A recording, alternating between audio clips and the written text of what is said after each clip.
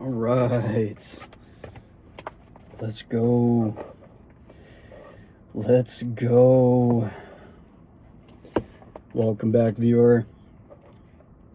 Today is Wednesday.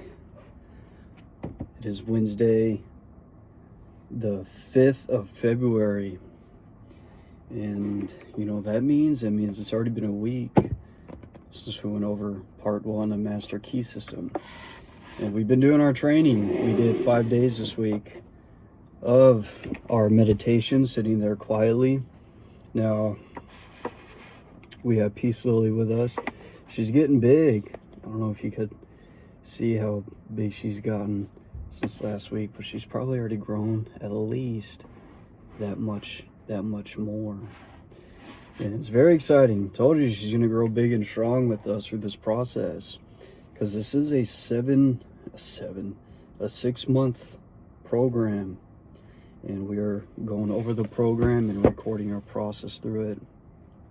You know, maybe I am very excited to be here. I've been waiting all day to make this video. Right now it is 8:39. We got out of work close to 40 minutes ago.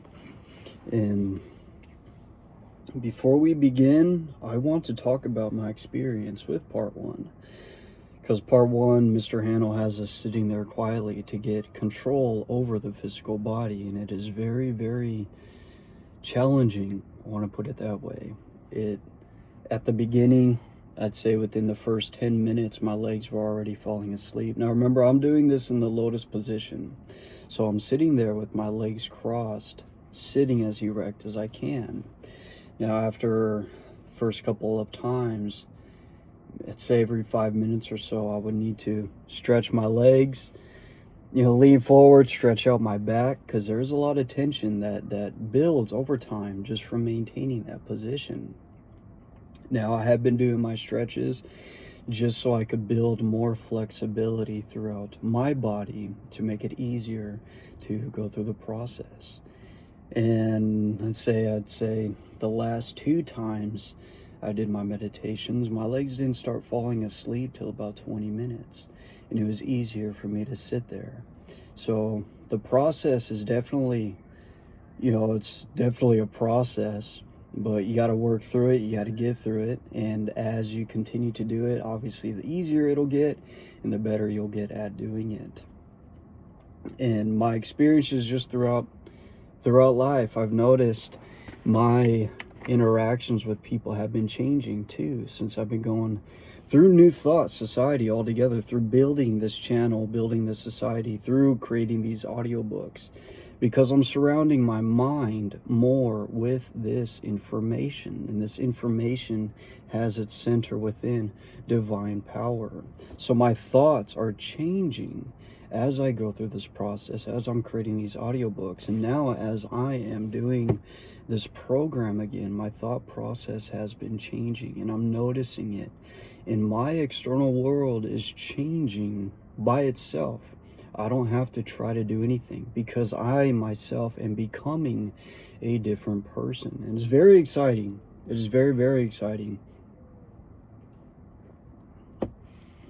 Because we know as men are challenged all the time by other men. And my experience from doing this, I'm more calm. I'm just more centered as I deal with the world myself. And this is how you need to be, especially when it comes to growing and developing and creating something yourself. You need to be a different person in order to do something different. And we know how those that seem to be different are treated differently. And because of that, you, as that person that stands out, you need to be strong enough to walk in that difference, especially as being the head of New Thought Society, especially being as an individual that's representing this information. We have to be strong in who we are, because we're bringing something to the world that is not exactly a common thing that's out there. And I know there's a saying, you have to be an uncommon person in order to do uncommon things. Now, with that being said, let's go ahead and cover what part one. Let's summarize what we learned in part one. The biggest things about part one, okay, we learned that we live and move and have our being inside this infinite mind. We know this mind today through quantum physics as the quantum field. We know this mind is intelligent. It is conscious itself, and it is aware of everything and within everything. We call this power God. Aside from the scientific term from it, this power is God, the God-giving, living essence within all things and around all things. And we are connected to this power, and this power is within us. It is a conscious living power. It is consciousness. And we know that all matter comes from this conscious power. Everything stemming from consciousness itself. Consciousness is backed behind all of our cells. It is backed behind our very being. You and I are made out of consciousness. Us as humans, we've developed in such a way to where we express consciousness as individual points of awareness, right? We know ourselves to be as individuals, but yet we're made out of the same stuff as everything else. What makes us individuals as individuals is our own central point of being, our own central point of awareness, and this is due to the evolution of the human brain itself. Part of part one, when Mr. Hanel breaks down the difference between the conscious and the subconscious mind, if we look at the physiology of who we are, our conscious mind has control over the brain and cerebral spinal system. The cerebral spinal system deals with the outer portions of our senses, deals with our movements, right? We can move freely. I can choose to move, right? I could choose to move my fingers. I could choose to move my head back and forth. I'm choosing to speak. The things that I cannot choose to have control over is the functions of the subconscious mind. Now, the subconscious mind has its center in the solar plexus, has its center in the automated functions of our body, right? As I've said before, we don't need to make our hair grow. We don't need to make our nails grow. We don't need to digest our food. We don't need to make our heart beat. There's a system in our body, the nervous system, known as the automatic nervous system, and it has its center outside of the human brain, outside of human consciousness. This is the divisions of our mind, the conscious and the subconscious mind. Now, the conscious mind has its functions are dependent upon the functions of the subconscious.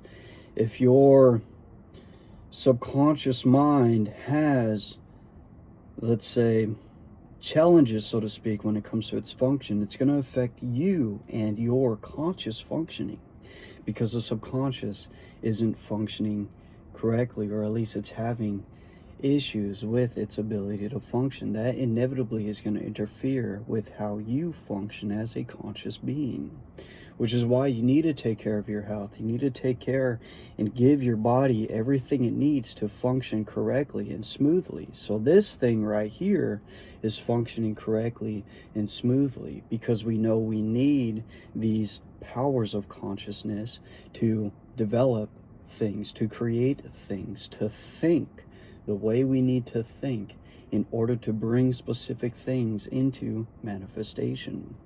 What else did we learn? We learned about, in order to manifest those things, we need to be the thing first. As Mr. Hanel opens in part one, is that it's all based on consciousness. In order to really get a handle and express these powers, this infinite potentiality that exists within us, we have to develop our thought process and think along the lines of that infinite potentiality. We have to pull that infinite potential outside of us. We have to take that infinite well of potentialities that exist within us through the subconscious mind. And through our ability to focus our conscious mind on a specific thing and bring our thoughts in alignment to it, where literally it's like building a trench. It's like you have your well, which gives water, and with your conscious mind, you're building the trench, you're building the pathway of which this infinite water is going to flow out of, to flow through. That is what you do with your thoughts. Your thoughts are literally paving the way of which this infinite energy is going to express itself as. So with that being said, a lot of that has to deal with building neurons, building our brain to be what it needs to be the expression of how this power is going to manifest itself, which I've already said, it becomes your character and conduct. So, as Mr. Hanel says too, it's impossible to keep certain things from us when we become the person necessary, when we become the person we need to be to bring these things to us, because we live in a universe that is ordered by law. It has laws. As I've already talked about gravity, no matter what I think about gravity, I'm not going to drop Peaceful Lily, but if I did, gravity's going to pull her to the ground. That is a law. That is a universal law, regardless if I want to believe in it or not. This is how it works. These laws work the same way when it comes to human psychology. There are psychological and mental laws that were ordained by God.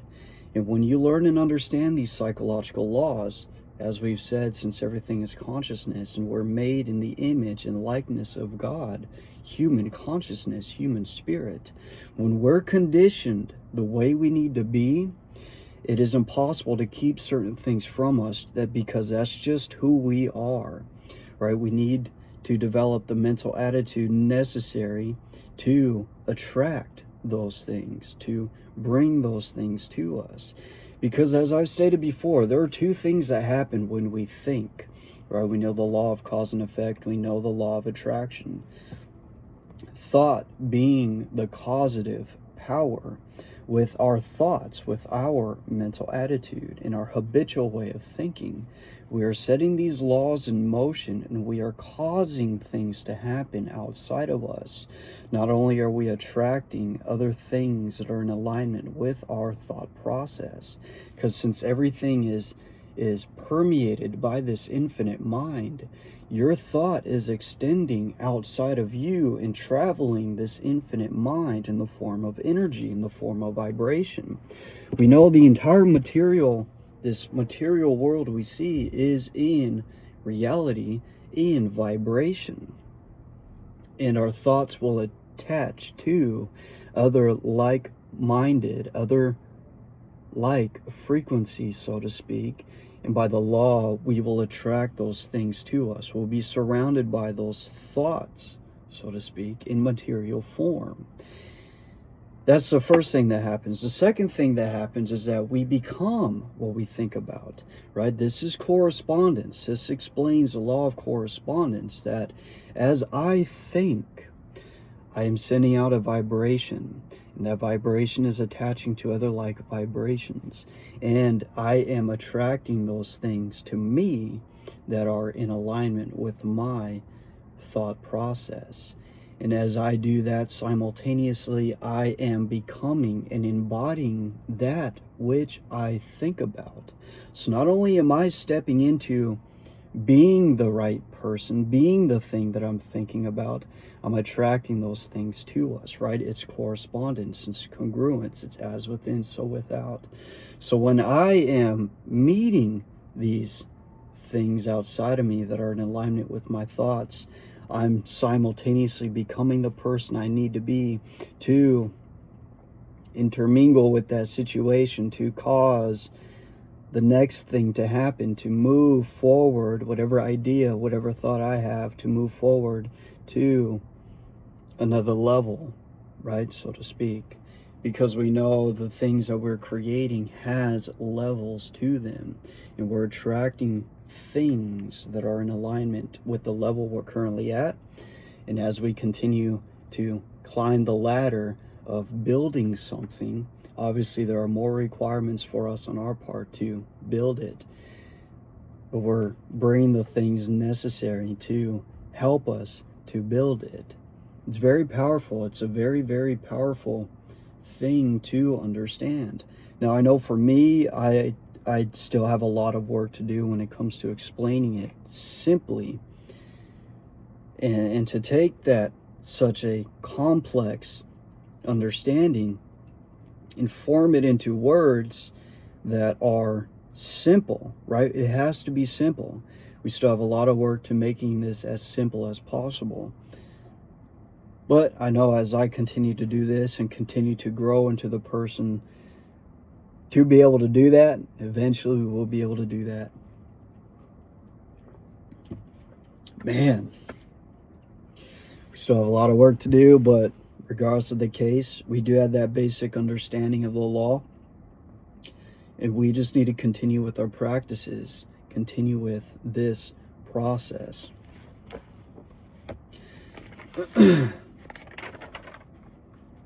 Now that was a summary of what we went through with part 1.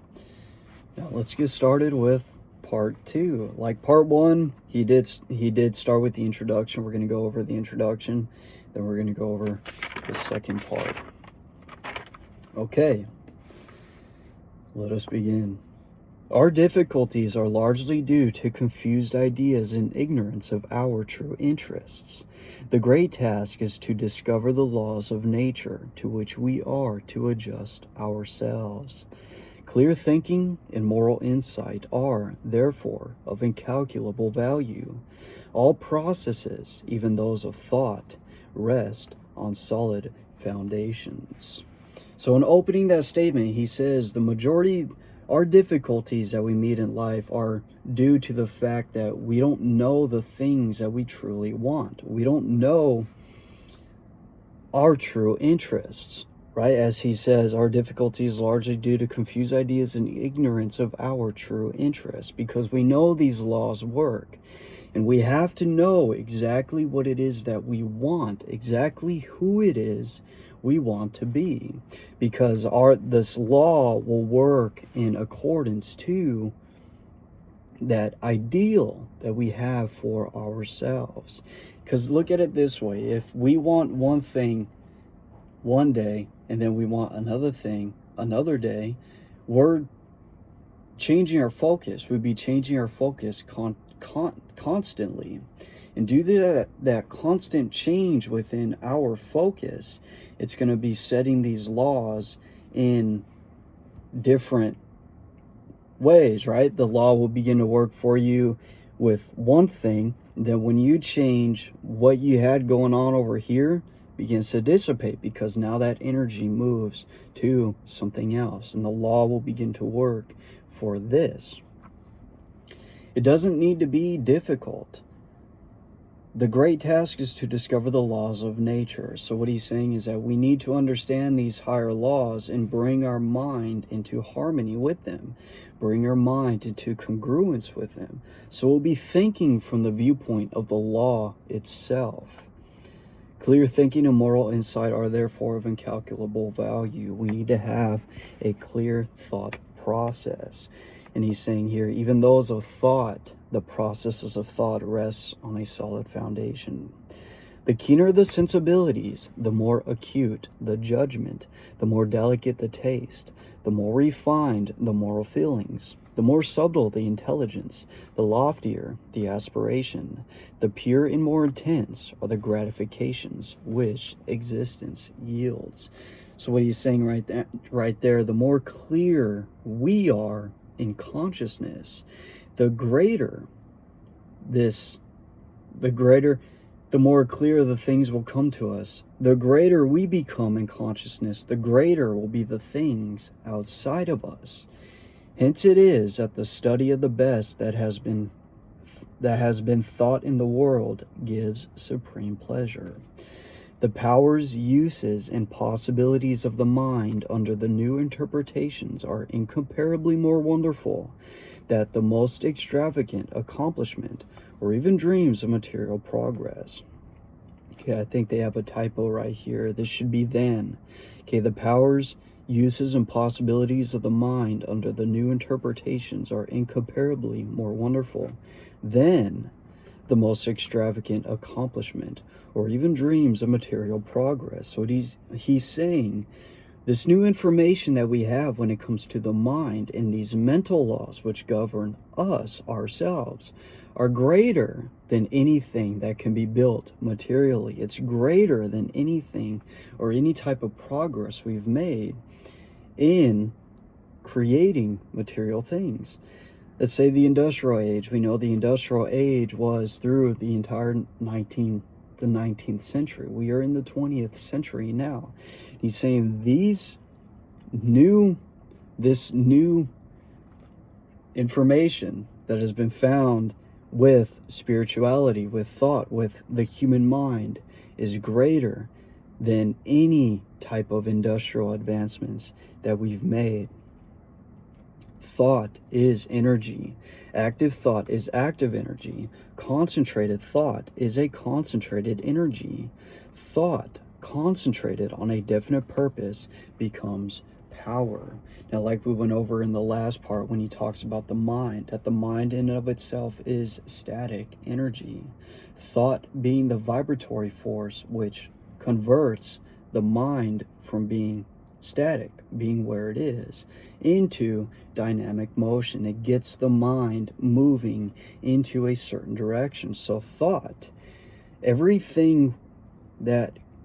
action you take is dependent upon the nature of the thoughts that you are thinking, because thought within and of itself being a causative factor, it is energy. So when he's saying when you have an active thought, you have active energy, you will be compelled to be in a state of action. You will be in a state of action. Concentrated thought is concentrated energy. So when you're concentrating your thoughts, you are concentrating that thought force, that thought form into a concentrated energy. And you will then embody a concentrated physicality, physiology, character. And then thought concentrated on a definite purpose. Remember how we said you need to know exactly what it is that you want. You have to have a purpose. Thought concentrated on a definite purpose becomes power. So in order to truly gain that power that you need to create that ideal you see for yourself, so you have to concentrate your thinking towards that direction. This is the power which is being used by those who do not believe in the virtue of poverty or the beauty of self-denial. They perceive that this is the talk of weaklings. Now,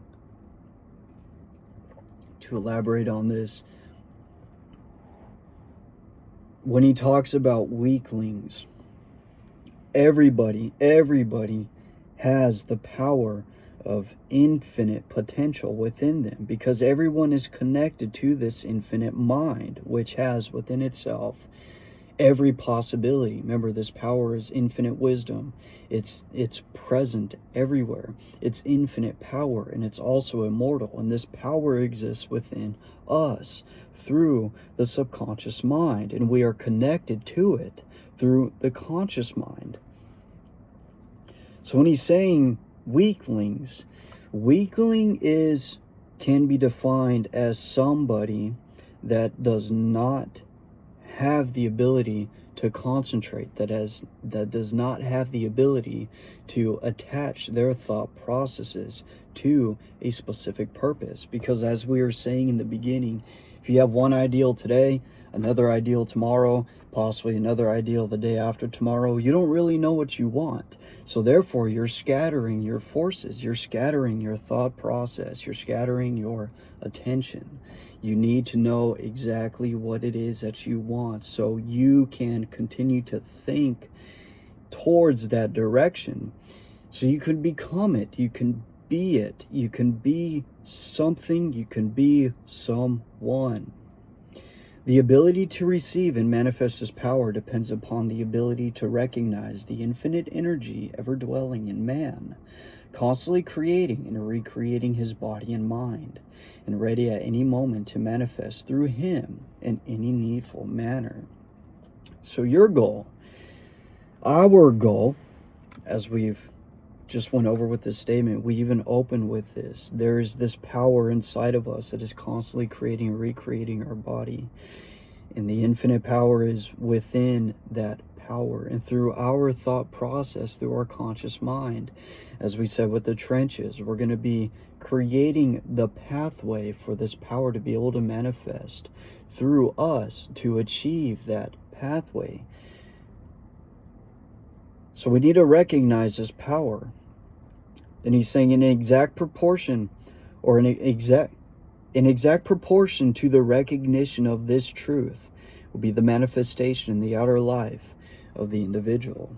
And as he did say in part 1, it is mental.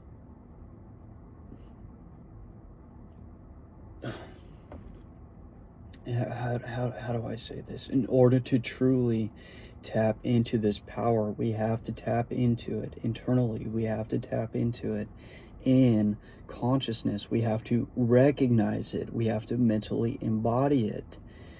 So in exact proportion to our recognition of the power which we are, the power of which we are connected to, will be our manifestation, our ability to manifest in the outer world.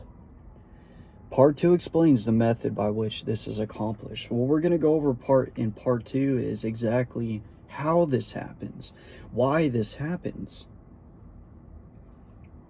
So that's the end of the introduction. Let's go ahead and get started with part 2. So the operations of the mind are produced by two parallel modes of activity, the one conscious and the other subconscious. Professor Davidson says, quote, "He who thinks to illuminate the whole range of mental action by the light of his own consciousness is not unlike the one who should go about to illuminate the universe with a rushlight." End quote. So what he's saying there, we have two modes of activity when it comes to the mind. One mode is going to be the conscious mind, which we had elaborated on in the beginning of this video, which has its center through the brain and cerebral spinal system. And then the subconscious mind, which has its center in the ganglionic mass in the back of our stomach, known as the solar plexus. Professor Davidson, he says, he who thinks to illuminate the whole range of mental action. So he's saying, the one who goes about to illuminate the whole range of mental action by himself is not going to be much different than the one who would go about to illuminate the universe with a rushlight.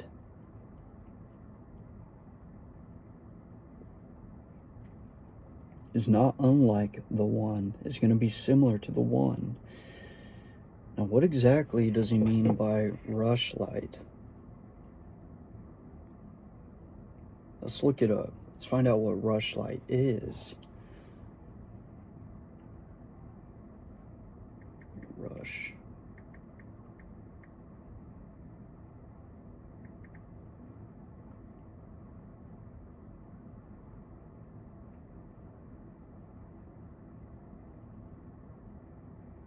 Just bear with me, we almost got it right here.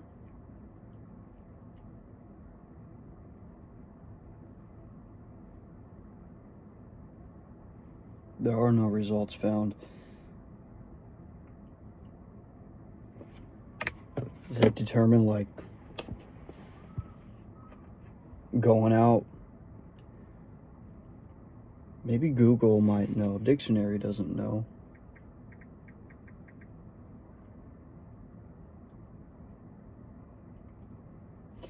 A rushlight is a type of candle or miniature torch formed by soaking the dried pith of the rush plant in fat or grease.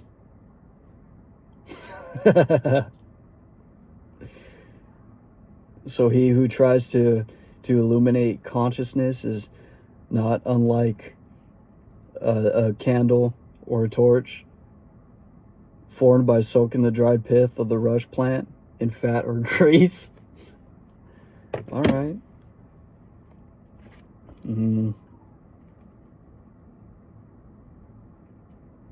To be honest, you might know. You can leave it in the comments exactly what he is saying there. But let's move on. So he says the subconscious's logical processes are carried on with a certainty and regularity, which would be impossible if there existed the possibility of error. Our mind is so designed that it prepares for us the most important foundations of cognition, whilst we have not the slightest apprehension of the modus operandi. So what he's saying is that the subconscious works as the subconscious works outside of the realm of the conscious mind. It's carried on with certainty. It's carried on with regularity. And this regularity would be impossible if there existed the possibility of error. Our mind is so designed that it prepares for us the most important foundations of cognition, whilst we have not the slightest apprehension of the modus operandi. So the intelligence inside the subconscious mind is intelligent enough to automate the functions of the body, to make sure everything is happening perfectly, smoothly, without error. There cannot exist any error when it comes to the functions of the subconscious. It says the subconscious soul like a benevolent stranger. It's all right, Mr. Wayne. Remember, less perfection, more authenticity. Like a benevolent stranger. Now, benevolent is something that gives, right? A benevolent stranger, a giving stranger, like a good Samaritan, works and makes provision for our benefit, pouring only the mature fruit into our lap.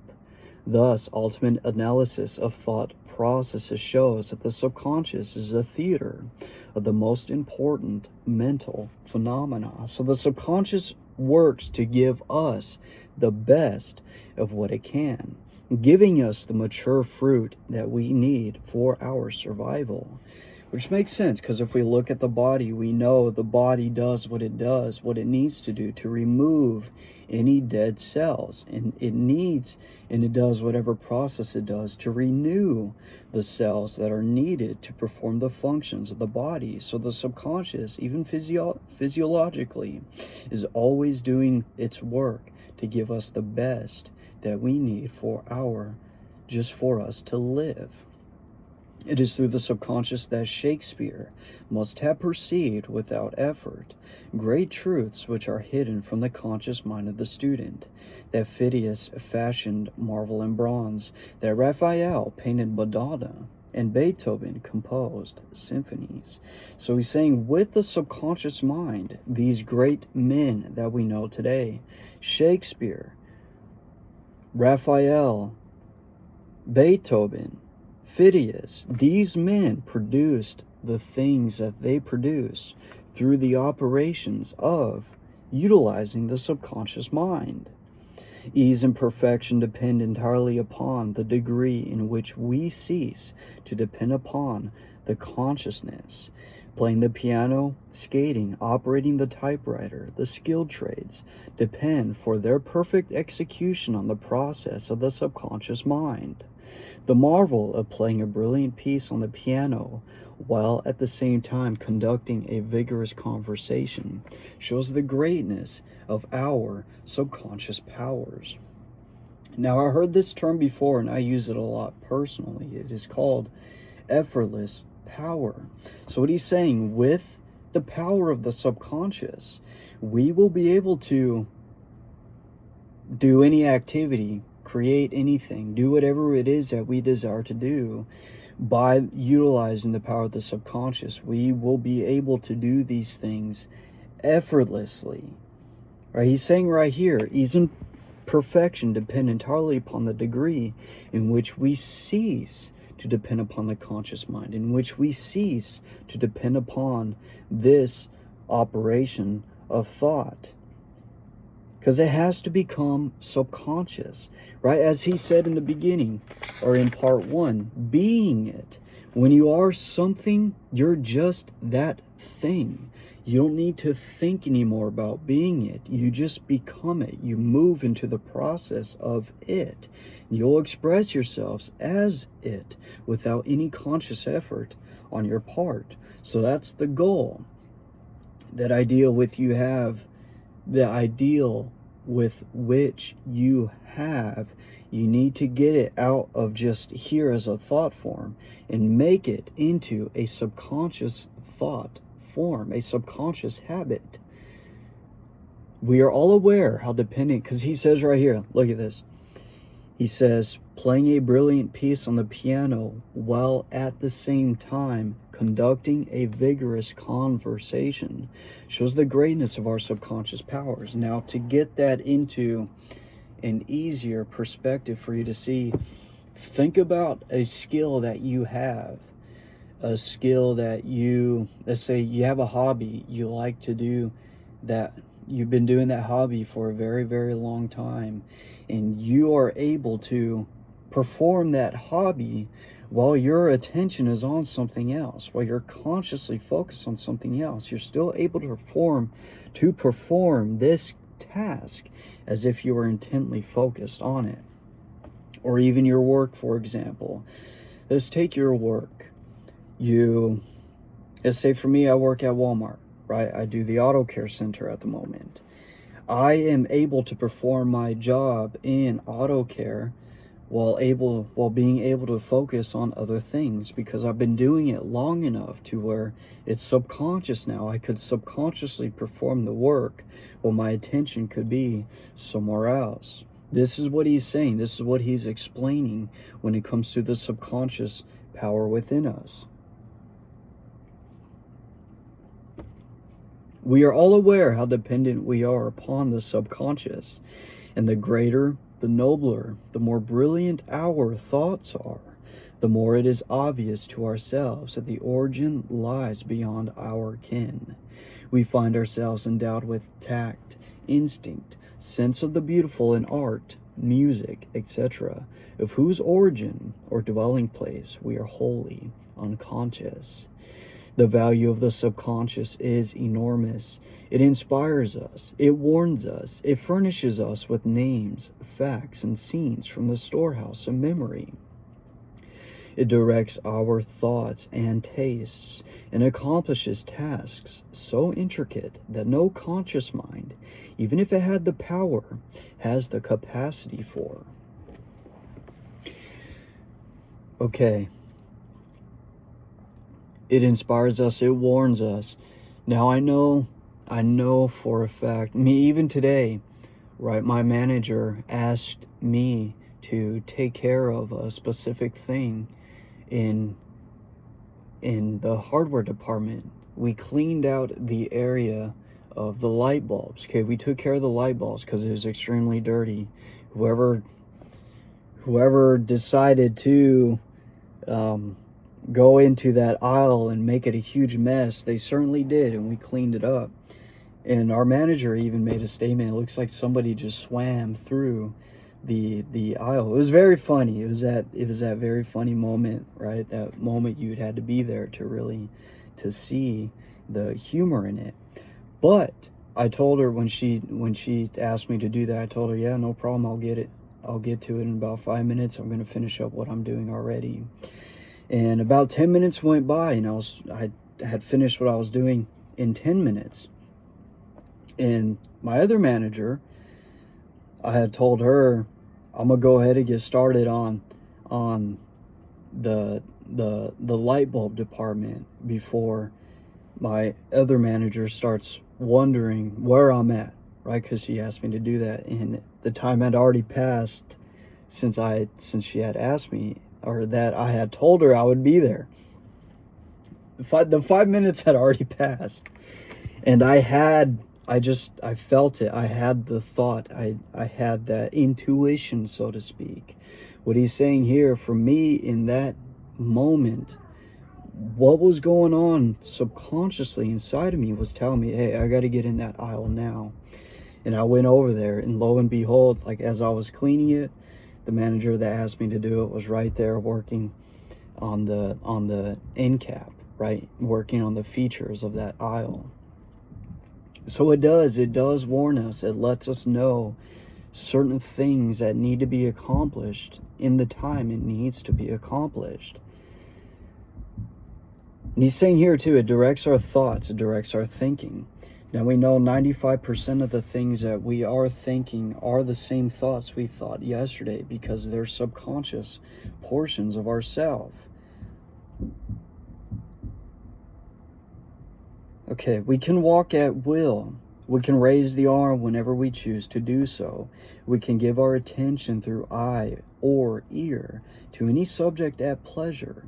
On the other hand, we cannot stop our heartbeats, nor the circulation of the blood, nor the growth of stature, nor the formation of nerve and muscle tissue, nor the building of the bones, nor many other important vital processes. Now, that statement alone covers a lot of what we were saying. And as we know that our mind is governed by two different phases, the conscious and subconscious, like we said, we can walk at will. We can raise the arm whenever we choose to do so. So these movements that I'm making are under the control of the conscious portions of the mind. These other parts, the renewing of the bones, the building of the bones, the renewing of the cells, that all happens under the functions of a power that exists within me, exists within you. If we compare these two sets of action, the one decreed by the will of the moment, and the other proceeding in majestic rhythmic course, subject to no vacillation, but constant at every moment, we stand in awe at the latter and ask to have the mystery explained. We see at once that these are the vital processes of our physical life, and we cannot avoid the inference that these all-important functions are designedly withdrawn from the domain of our outward will, with its variations and transitions, and placed under the direction of a permanent and dependable power within us.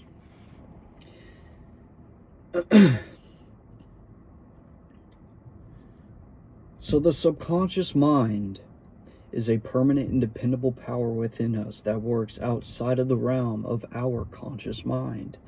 We ourselves are connected to this power, and the very functions and vital life of our own being is dependent mainly upon the functioning of our subconscious mind.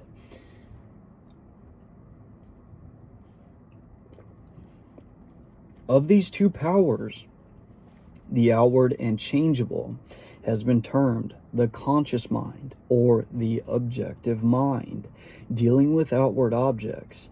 The interior power is called the subconscious mind, or the subjective mind, and besides its work on the mental plane, it controls the regular functions which make physical life possible. So our conscious mind deals mainly with the senses of the body. Okay, what we see with our eyes, what we hear with our ears, these movements of which we can do. We're dealing with the outward world. That has been called the objective mind. This inner power, which doesn't deal with the outward world at all, deals mainly with the internal functions of our being, making our physical life even possible. This part of our mind has been called the subjective mind, because it works outside of the realm of the objective mind. It's the innermost realm of us and who we are. It is necessary to have a clear understanding of their respective functions on the mental plane, as well as of certain other basic principles. Perceiving and operating through the five physical senses, the conscious mind deals with the impressions and objects of the outward life. It has the faculty of discrimination. Okay, we're going to go over exactly what this conscious mind is able to do. It has the faculty of discrimination, which is judgment. Okay, it has the ability to judge things accordingly, carrying with it the responsibility of choice. Okay, this through the conscious mind, we have the power of choice. It has the power of reasoning. Okay, we're able to reason certain things about us. whether inductive, deductive, analytical, or syllogistic. Okay, we have the power of inductive reasoning. We can do deductive reasoning. Now let's go ahead. Let's look up the terms for that in inductive reasoning. Of course, the dictionary wouldn't have a... Okay, and we'll put inductive. Of relating to or involving electrical induction or magnetic induction, operating by induction, of relating to or employing logical induction, inductive reasoning, which we know through inductive reasoning, that's exactly how new thought came about itself. Serving to induce, leading, or influence, relating to, involving, okay, serving to induce or cause, rare word for inductory. Well, as inductive reasoning is explained through the opening, I believe it was this book that opens it. It is explained by taking portions of truth from different avenues and bringing it into one, right? They're inductive about it. They're reaching out and bringing it towards one. So inductive reasoning is our ability to connect truth from one area, another area back over here, and bringing it into one bigger truth, one bigger understanding. That's induction. Deductive,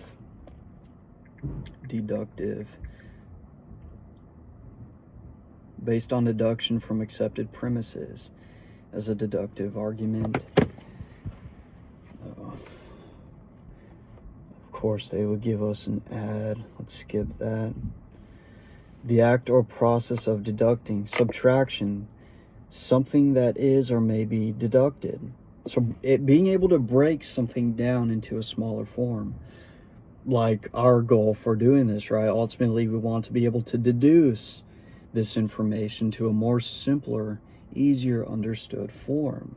But I have to continue my process of being able to do that. And as he's saying, with our conscious mind, the part of ourselves which is able to deduct reasoning, we will be able to do that. Analytical, being able to analyze situations.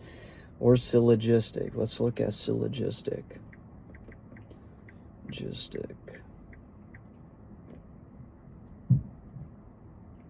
Of or relating to syllogism, like or consisting of syllogisms.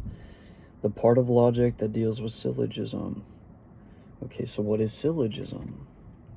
An argument that... Excuse me, sorry.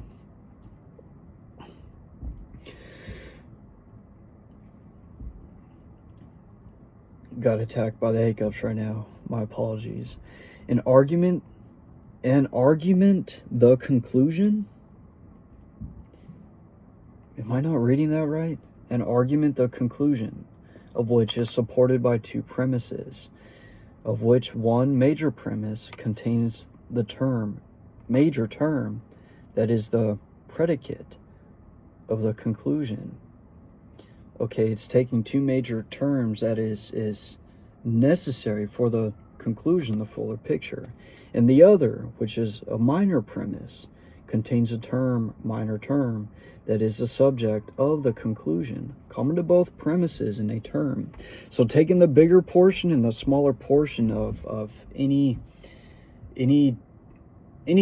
subject, and breaking it down into its most basic form for its most basic understanding. Right, so all these essentially are the same: inductive, deductive, analytical, or syllogistic. The mind goes through all of these processes when it comes to getting the final result of what we're going to base our judgment on, so to speak, our final thought process towards that specific thing. And this power may be developed to a high degree. It is the seat of the will, with all its energies that flow therefrom. So the conscious mind has these amazing powers of reasoning, and we know that reason is not a bad thing. Reasoning is a very positive thing. It is a very divine thing, for our reasoning powers themselves came from divine mind. This is how divine mind designed us to be able to express our powers in individual form. This power is the seat of the will. So the conscious mind is the seat of the will, right? We have the will of choice. We have will and choice to choose how we're going to let this infinite power flow from within us to whatever we want it to flow to outside of us. Not only can it impress other minds, but it can direct the subconscious mind. So this conscious mind, this outer mind that deals with the external world, that is will, that is our willpower, that is our center of choice, also can impress other minds. It can leave an impression on other minds. It could help other minds choose how to think. It could help them decide what to think. We have that power, we have that influence upon other people. And it also has the ability to direct the subconscious mind. So we have this infinite energy within us that is waiting to be directed by us into whatever way we want to direct this power. In this way, the conscious mind becomes the responsible ruler and guardian of the subconscious mind. It is this high function which can completely reverse conditions in your life.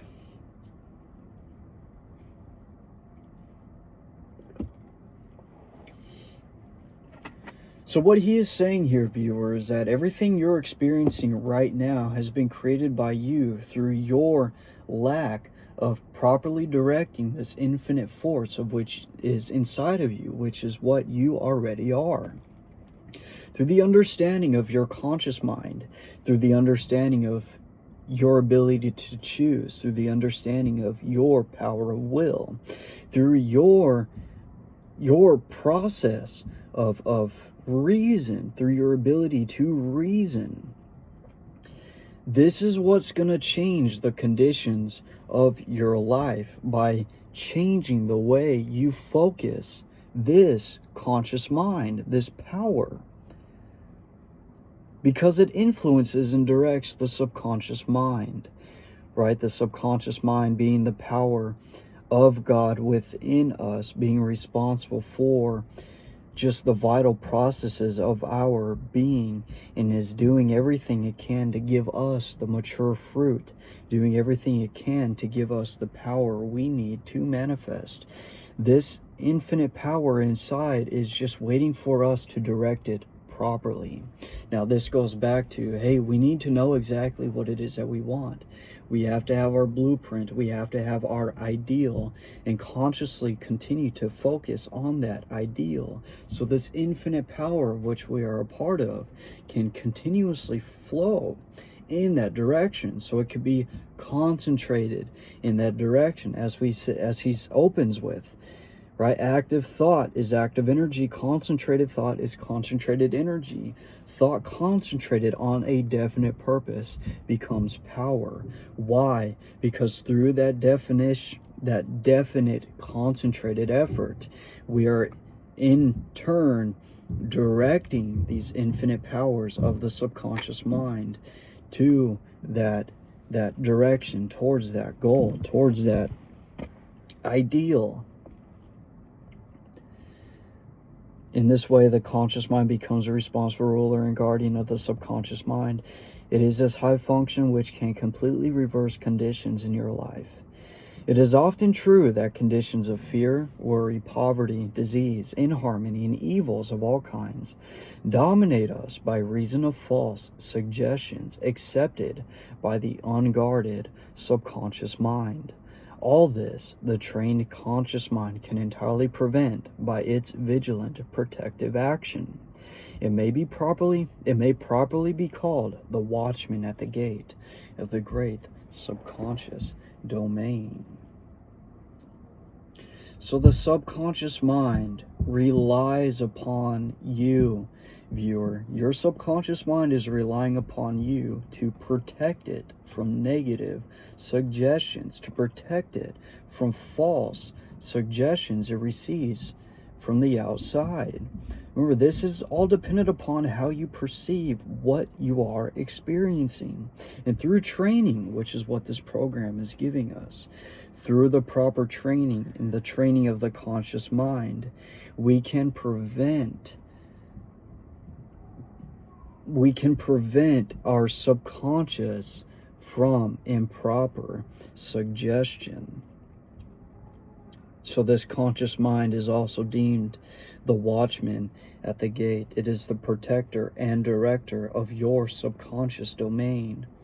One writer has expressed the chief distinction between the two phases of mind thus, quote, conscious mind is reasoning will. Subconscious mind is instinctive desire, the result of past reasoning will, end quote. The subconscious mind draws just and accurate inferences from premises furnished from outside sources. Where the premise is true, the subconscious mind reaches a faultless conclusion. But where the premise or suggestion is an error, the whole structure falls. The subconscious mind does not engage in the process of proving. It relies upon the conscious mind, the watchman at the gate, to guard it from mistaken impressions. You need to go through this program, viewer. You need to practice the information that we're going over here, because this power inside of you is depending upon you, depending upon your individual consciousness to direct it and protect it from whatever's going on the outside. Receiving any suggestions as true, the subconscious mind at once proceeds to act thereon in the whole domain of its tremendous field of work. The conscious mind can suggest either truth or error. If the latter, it is at the cost of wide-reaching peril to the whole being.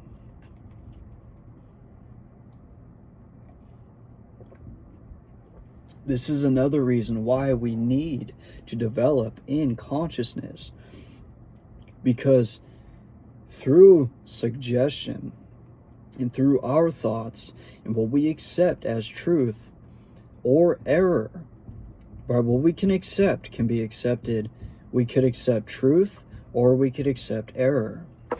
As we've already talked about, the power of principle, the power of what has been ordained by God, these universal laws, that's truth. And we need to suggest this truth into the subconscious mind, because this subconscious will then in turn act upon that truth and express it within us.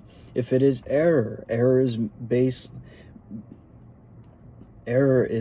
more like, it's okay, an example. If I don't believe in gravity, gravity is a law. Whether I believe in it or not, that is how it is.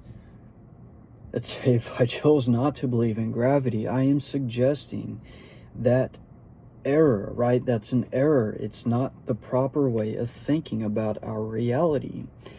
Because that could what? Cause me to go walk off a building and I would fall off and be pulled by gravity.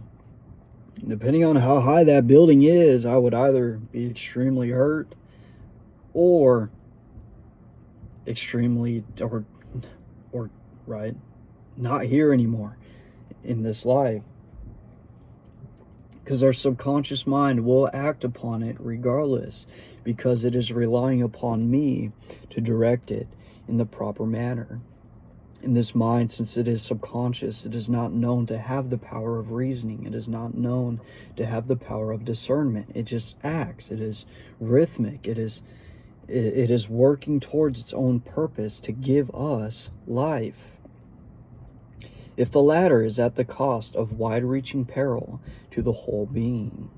So if what we accept if we accept error as truth, It will cost us, and the cost of it will be tremendous.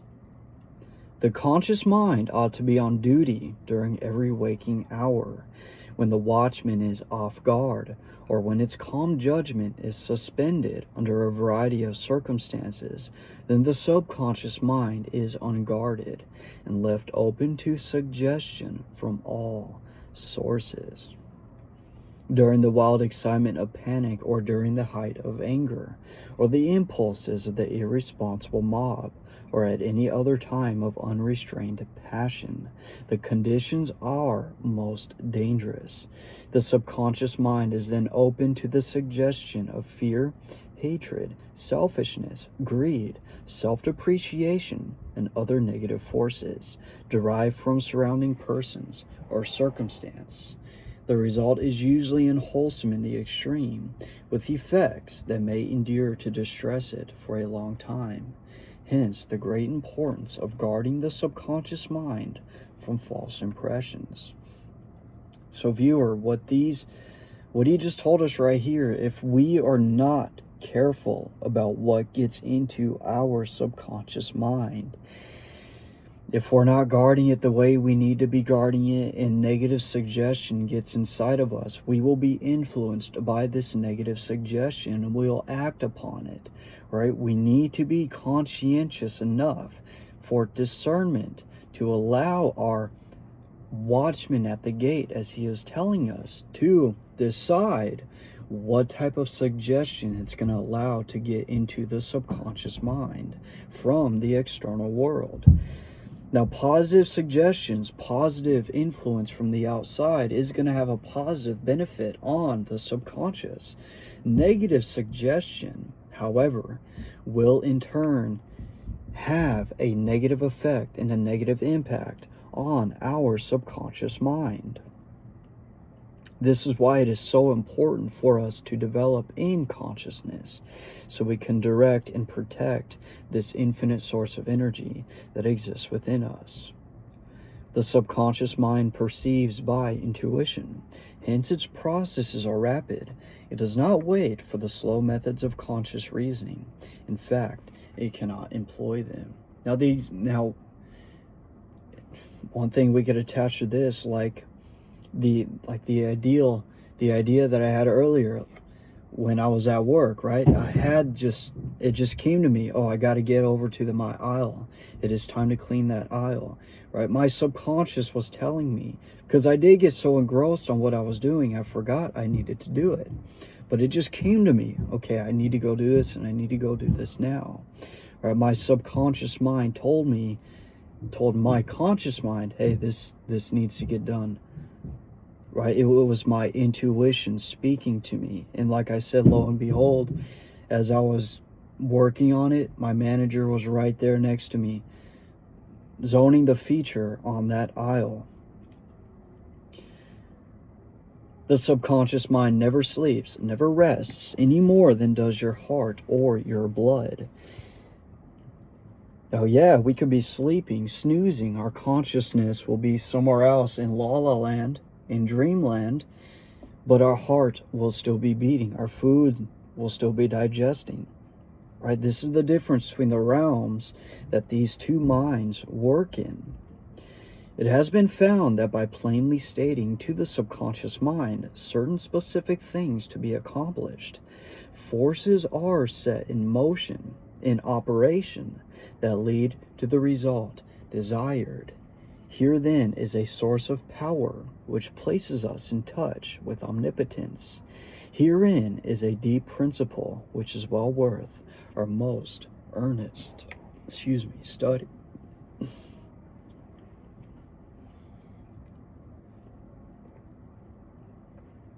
So what are you saying right here, viewer?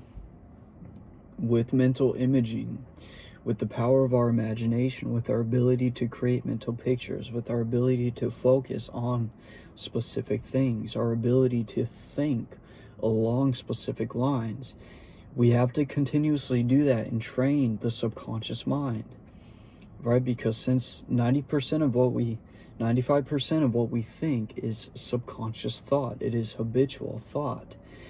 because the conscious mind does move its attention to things. It has to, right? That's just life. Life calls our attention to things, and we have to build that ultimate ideal of which we want into the subconscious mind, because it is through the subconscious that result will be achieved, that result will be accomplished.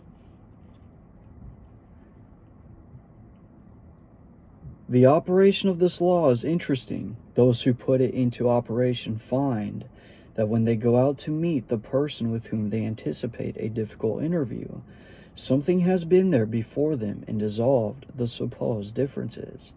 Everything is changed. All is harmonious. They find that when some difficult business problem presents itself, they can afford to make delay, and something suggests the proper solution. Everything is properly arranged. In fact, those who have learned to trust the subconscious find that they have infinite resources at their command. The subconscious mind is the seat of our principles and our aspirations. It is the fount of our artistic and altruistic ideals. These instincts can only be overthrown by an elaborate and gradual process of undermining the innate principles. So what he is saying here is that we instinctively already are like this. The only thing that can throw off this function is your own conscious mind, your ignorance of it, your inability or your lack of wanting to take possession of this power mentally, your lack of wanting to live by this law of mind. That is the only thing that can overthrow and undermine these innate principles which you are, which you have, which exists inside of you. The subconscious mind cannot argue controversially, right? Because we know the subconscious mind does not have the power of reasoning like the conscious mind has.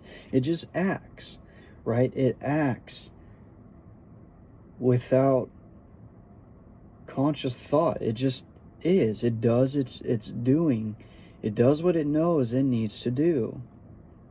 It is the fount of our artistic and altruistic ideals. Okay, we just went over that. The subconscious mind cannot argue controversially. Hence, if it has accepted wrong suggestions, the sure method of overcoming them is by the use of a strong counter-suggestion, frequently repeated, which the mind must accept, thus eventually forming new and healthy habits of thought and life. For the subconscious mind is the seat of habit. That which we do over and over becomes mechanical. It is no longer an act of judgment, but has worn its deep grooves in the subconscious mind. Now, as we have said before, the example of there's something you are good at, something that you are great at, and you are able to perform that task without having to think about it. It's just something you do. If you're a guitarist, that was, right, my example of guitar. If you're a guitarist and you become fantastic at the guitar, you could shred that guitar while talking with someone or thinking about something else. It's just something that you can do because that ability of doing that became habitual. It became subconscious. It passed out of the realm of the subconscious mind into the realm of the subconscious. So ultimately, with the conscious mind, we discern what is right and what is wrong. We discern what we want, what we don't want. We discern who we want to be, who we don't want to be. And through that discernment, we create the ultimate ideal of the life of which we want to possess, the life we want to manifest. And then through that blueprint, through that ideal, we then begin to impress the subconscious with it. We then give the subconscious the suggestions it needs for this inner life to flow out of, for us to be for us to become, for us to do the things we need to do for the ultimate realization of that ideal which the conscious mind has. Right? Because it becomes mechanical. We just move into becoming the thing. This is favorable for us if the habit be wholesome and right. If it be harmful and wrong, the remedy is to recognize the omnipotence of the subconscious mind and suggest present actual freedom. The subconscious, being creative and one with our divine source, will at once create the freedom suggested. So, viewer, if it's health that you want, if it's better health that you want, you need to suggest that health to the subconscious mind. And in turn, you will act on it. You will become it. You have your idea of health. You begin to act on that health. You start to become a more healthier person. You start to think more in alignment with health. And you will manifest that health in your life. For you will attract the things to you to bring the health towards you. Your subconscious will serve up ideas of what you could do to be healthy, and you act upon those ideas. To sum up, the normal functions of the subconscious on the physical side have to do with the regular and vital processes, with the preservation of life and the restoration of health, with the care of offspring, which includes an instinctive desire to preserve all life and improve conditions generally. On the mental side, it is the storehouse of memory. It harbors the wonderful thought messengers who work unhampered by time or space. It is the fountain of the practical initiative and constructive forces of life. It is the seat of habit. Now, very interesting thing when it comes to being the storehouse of memory. Let's say there's a song, you love a song, and you know the whole beat of the song, you know the lyrics of the song, and let's say you go years without hearing the song, and then out of nowhere you hear the song. Everything about that song, you remember it like as if you never forgot it, because that song is stored within your subconscious mind. It is stored within your subconscious mind. It is stored within the part of you that stores all of your memory. Or like I said, it's as if you never forgot the song. On the spiritual side, it is a source of ideals, of aspiration, of the imagination, and is the channel through which we recognize our divine source. And in proportion as we recognize this divinity, do we come into an understanding of the source of power. Someone may ask, quote, how can the subconscious change conditions? End quote. The reply is because the subconscious is a part of the universal mind, and a part must be the same in kind and quality as the whole. The only difference is one of degree. The whole, as we know, is creative. In fact, it is the only creator there is. Consequently, we find that mind is creative, and as thought is the only activity which the mind possesses, thought must necessarily be creative also.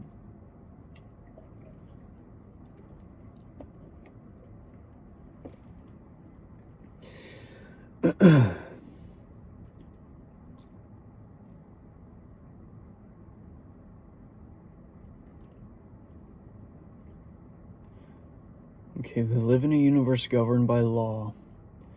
Everything is placed by infinite intelligence, divine order.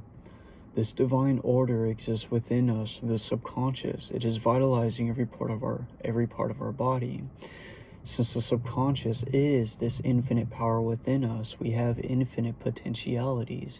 We can express anything which we have the ability to imagine ourselves expressing. Then, since the conscious mind is even connected to that, through our ability to think, we have the ability to choose how this expression is going to manifest. Right? It's like layers, it's like divisions. This creative power is divided amongst layers. The human mind, the conscious mind, is the watchman and the captain simultaneously of how this infinite power is going to manifest. It's an infinite creative power.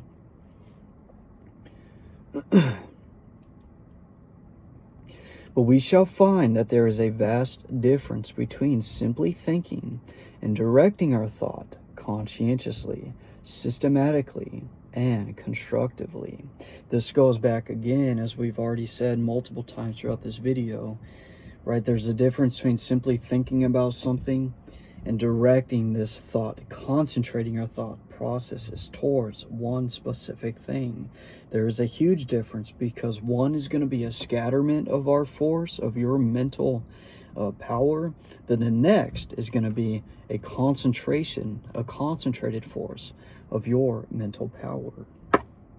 As it is said with a river and its stream, it is not the river that occasionally has powerful, like the current, right? It is not the current that is occasionally powerful that's going to break that rock. It's the current that is continuous. It's the current that's concentrated, which is going to break through that rock, which is going to break down the minerals of which that rock is composed.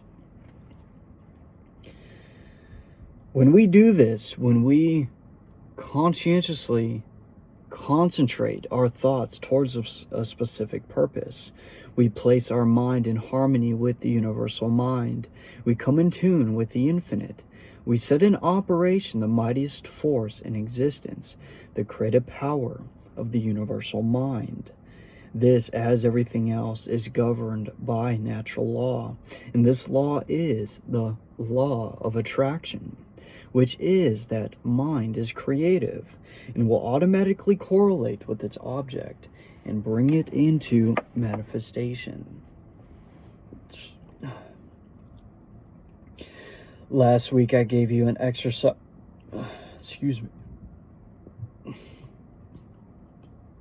Excuse me, sorry. Last week, I gave you an exercise for the purpose of securing control of the physical body. If you have accomplished this, you are ready to advance. This time, you will begin to control your thought. Always take the same room, the same chair, and the same position if possible. In some cases, it is not convenient to take the same room. In this case, simply make the best use of such conditions as may be available. Now be perfectly still as before, but inhibit all thought. This will give you control over all thoughts of care, worry, and fear, and will enable you to entertain only the kind of thoughts you desire. Continue this exercise until you gain complete mastery. So for this week, viewer, last week he did have us practice in securing control of our physical being. This week he's taken us a step further in controlling our thought process. And I know last week I did tell you, hey, whatever you want to do, you could do as you're sitting there, because the ultimate purpose of last week's goal was just to secure your ability to sit there, was to secure control over your ability to control your physical being. This week, we will need to go a step further. So whatever other thing you were doing as you were doing this, that thing goes away. Okay, we're no longer doing that, because now we need to focus on not thinking at all. Okay, we have to focus on just pure being. As he says here, we need to control our thoughts. We need to inhibit all of our thought process. And this is necessary because we need to gain control over the causative force, which we know is thought, right? Thought is the causative function of our behavior and of the things that we manifest. So in order to control what we manifest, we need to control the causation, the causative force, which is our thought. You can't be distracted when it comes to this process. Okay, so all distractions need to go away. Right now it's about more control over yourself. In doing this, being able to inhibit your thought, it's going to give you control over thoughts of worry, thoughts of fear, thoughts of care. Okay, ultimately what this is going to do, it's going to enable you, it's going to give you the ability to entertain only the kind of thoughts you desire. Okay, you need to get control over your mind and your thought processes, and so you can move your mind to the thinking upon the things of which you want. Continue this exercise until you gain complete mastery. You will not be able to do this for more than a few minutes at a time, but the exercise will be valuable because it will be a very practical demonstration of the great number of thoughts which are constantly trying to gain access into your mental world. Now, what he said right there, the value of what this lesson will teach us is the amount of distraction of which we are surrounded by. And it's also going to give us a direct clue on our ability to maintain our own thoughts and to maintain our own mental control. This will give you a direct understanding of where you are at when it comes to your ability to control your thinking. Because as we've already said, it's the nature of consciousness to embody that which it thinks about.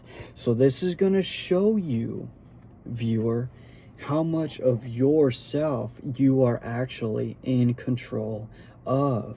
Are you really in control of the things that you do, or are you letting your environment, are you letting distraction, are you letting things outside of you control who you are?